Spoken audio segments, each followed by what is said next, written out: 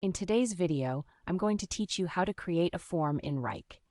If you find this useful, consider subscribing and liking the video.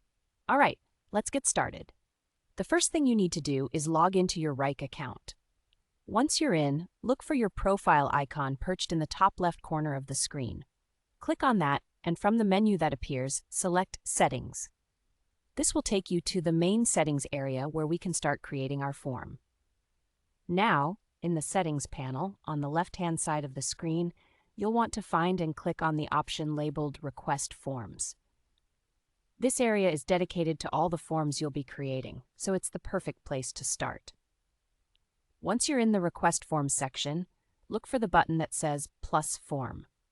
Go ahead and click that to begin creating a fresh form from scratch. It's super easy. Next up, we need to add a little bit of identity to your form. Click into the top text fields to give your form a catchy title. This will help anyone who sees it understand exactly what the form is for.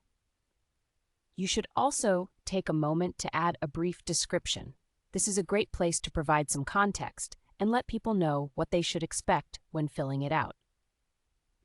Now it's time to make the form interactive. You're going to click on the plus button to start adding questions. Wrike offers a variety of formats for your questions, so you can tailor it to your needs. For instance, if you want to ask for a text input, like a user's name, you can select the single answer format. That's a great way to gather specific information. If you need to collect a date, whether it's for a deadline or someone's birthday, use the date format. It makes it easy for your respondents to pick a date from a calendar. You can also get a bit creative with the multiple choice format. With this, you can provide custom options for your respondents to select, like choice A or B. It gives you flexibility in how you gather responses. If you want to make sure that certain questions are mandatory, you can use the toggle slider available on any question. When you flip that to required, it will ensure that respondents can't skip it while filling out the form. This feature is really useful for collecting essential information. Now that you've built your form, it's time to save and publish it. Head down to the bottom of the page and click on the Save button.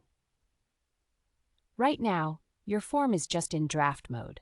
To make it ready for the world, you'll want to open up the form again and look for the green Publish button nestled in the bottom right corner of your screen. When you click this, your form will become active and Wrike will generate a shareable link. This makes it super simple for you to distribute the form to your team or clients. And that's it.